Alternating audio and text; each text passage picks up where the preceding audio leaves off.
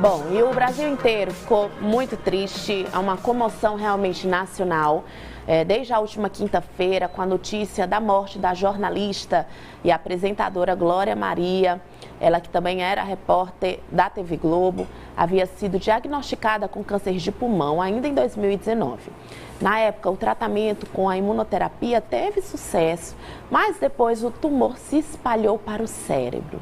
Como o caso da Glória Maria chamou muita atenção de todo o Brasil para a doença, hoje nós vamos falar sobre esse assunto com o médico oncologista, Dr. André Luiz Pinho Sobral, que já está aqui nos nossos estúdios. Bom dia, doutor. Bom dia, Raquel. É um prazer estar aqui. Prazer é todo nosso, né? E aí tem um dado muito impressionante sobre o câncer de pulmão. Segundo o Instituto Nacional de Câncer, o câncer de pulmão é o segundo mais comum em homens e mulheres no Brasil. Então, realmente, a gente precisa ficar atento, porque quando se fala em câncer de pulmão, a gente deve associar ao quê, doutor? A estilo de vida, ao que nós devemos nos atentar?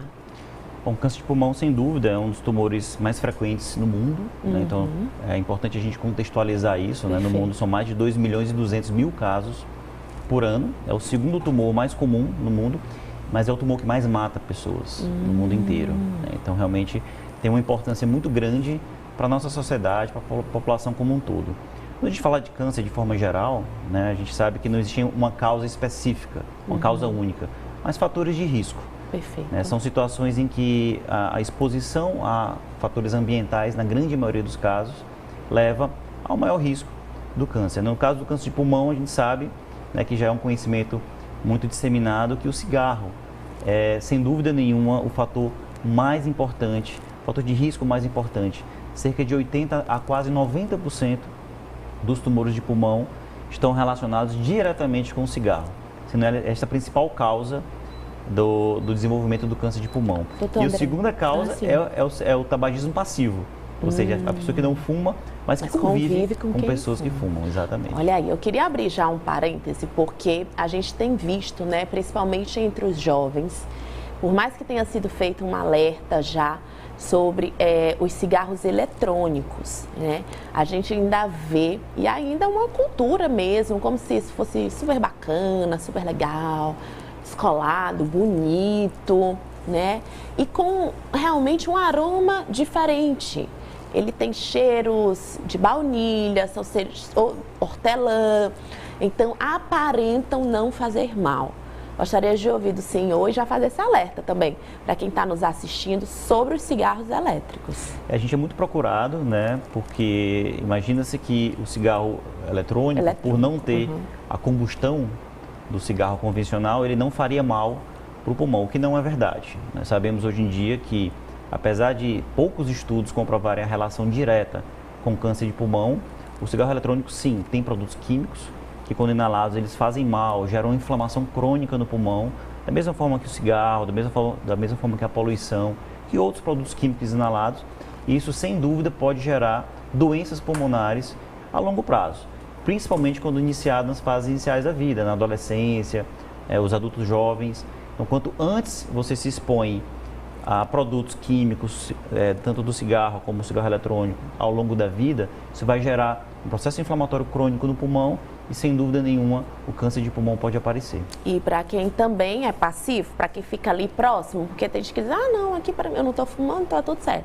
Tem que ficar atento também? Tem que ficar atento. Acho que é importante frisar, Raquel, que o Brasil é um país em que as medidas de combate ao tabagismo foram muito eficazes ao longo dos últimos anos. As campanhas massivas, grandes campanhas, nós temos a taxação de impostos que foi desenvolvida no país ao longo dos últimos anos.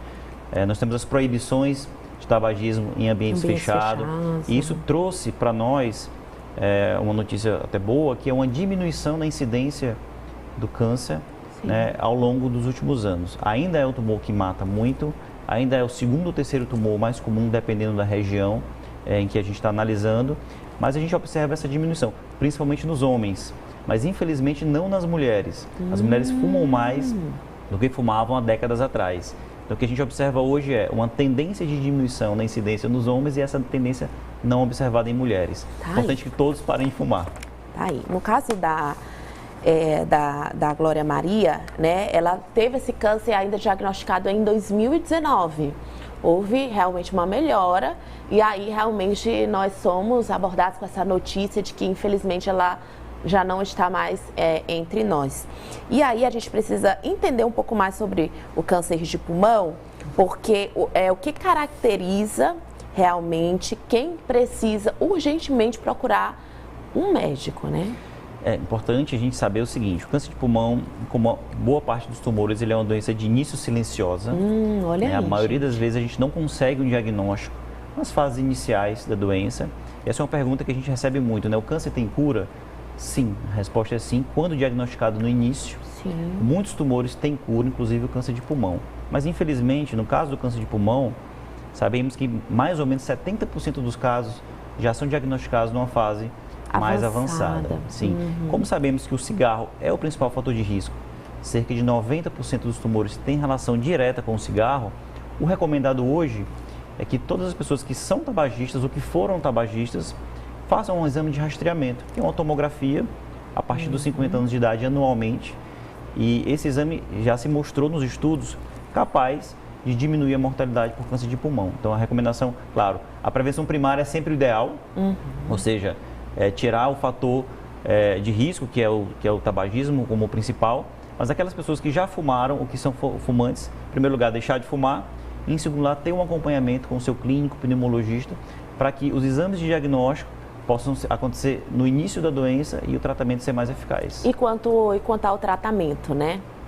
O que a gente pode comentar? Então, o tratamento do câncer de pulmão, ele aborda uma série de fatores. A gente sabe que esse tratamento ele tem evoluído muito nos últimos anos, sem dúvida nenhuma, tanto o tratamento cirúrgico, cirurgias minimamente invasivas, a gente chama hoje em dia a cirurgia robótica, né? Sim.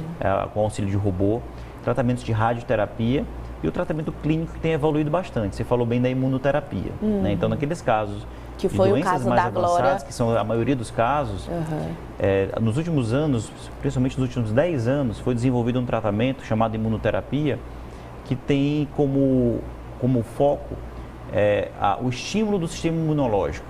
Na verdade, quando um tumor se desenvolve, naturalmente ele consegue se esconder do sistema imunológico. Ele tem uma capacidade de fugir, de burlar a nossa linha de defesa, que são nossas células do sistema imunológico. E esse tratamento ele tem como um papel desbloquear essa fuga da célula neoplásica. Então ele consegue fazer com que o nosso sistema imunológico reconheça o tumor como um agente externo, como um agente estranho, como um agente indesejado, para que possa combater essa doença de forma mais efetiva. E sem dúvida nenhuma, a imunoterapia tem sido muito eficaz no tratamento do câncer de pulmão, entre outros tumores, não só o câncer de pulmão. E o que a gente tem visto é naquela doença mais avançada, em que a gente tinha uma sobrevida média de 12 a 16 meses, pessoas viverem mais tempo do que isso, 4, 5 anos a 10 anos às vezes. Uau. Depende de pessoa para pessoa.